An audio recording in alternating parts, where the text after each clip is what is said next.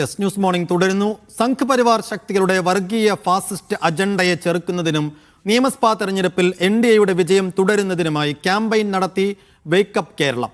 എഴുത്തുകാർ, കലാകാരന്മാർ, സാമൂഹിക രാഷ്ട്രീയ പരിസ്ഥിതി പ്രവർത്തകർ എന്നിവരുടെ കൂട്ടായ്മയാണ് വേക്കപ്പ് കേരളം.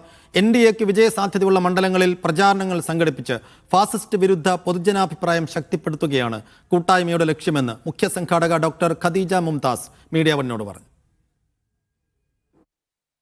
കേരളത്തിൽ സംഘപരിവാർ രാഷ്ട്രീയത്തിന് ഇടം നൽകരുത് എന്ന മുദ്രാവാക്യവുമായി അജിതയുടെയും അതോടൊപ്പം തന്നെ ഡോക്ടർ ഖദീജ മുംതാസിൻ്റെയൊക്കെ നേതൃത്വത്തിൽ വേക്കപ്പ് കേരള എന്ന മൂവ്മെൻറ്റ് പ്രവർത്തിക്കുകയാണ്.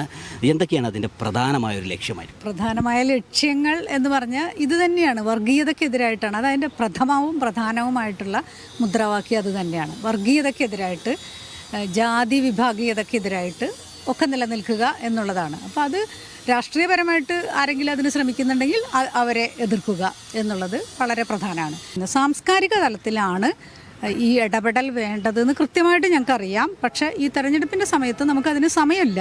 അതുകൊണ്ട് ഞങ്ങൾ ഈ രീതിയിൽ ഒരഭ്യർത്ഥനയുമായിട്ട് ഇറങ്ങി. പ്രധാന മണ്ഡലങ്ങളിൽ, നമുക്ക് സംശയമുള്ള ഈ മണ്ഡലങ്ങളിൽ ഞങ്ങളുടെ പ്രവർത്തകർ അതാതിടങ്ങളിൽ പോയിട്ട്, അവർ കൂടെ എഴുത്തുകാരുണ്ടാവും, മറ്റു പ്രവർത്തകരുണ്ടാവും, അവിടെ പോവുകയും ജനങ്ങളോട് സംസാരിക്കുകയും അതേപോലെ തന്നെ നോട്ടീസുകൾ വിതരണം ചെയ്യുകയും അല്ലെങ്കിൽ ഒരു ഇരിപ്പ് സമരം പോലെ ചെയ്യുകയും, ഞങ്ങളിപ്പോൾ ഗുരുവായൂർ ചെയ്ത പോലെ ഗുരുവായൂർ സത്യാഗ്രഹം, 2ാം ഗുരുവായൂർ സത്യാഗ്രഹം എന്ന നിലയിലാണ് ഗോപാലകൃഷ്ണൻ്റെ ആ സ്റ്റേറ്റ്മെൻറ്റിനെതിരായിട്ട് ധാരാളം എഴുത്തുകാരും കലാകാരന്മാരും ഒന്നിച്ചുകൂടി ഒരു 3-4 മണിക്കൂർ ഞങ്ങളവിടെ ഇരുന്നു. അപ്പോൾ ആ രീതിയിൽ പല തരത്തിൽ ഇത് ഞങ്ങൾക്ക് ഈ ഒരു സന്ദേശം പ്രചരിപ്പിക്കാൻ സാധിക്കും.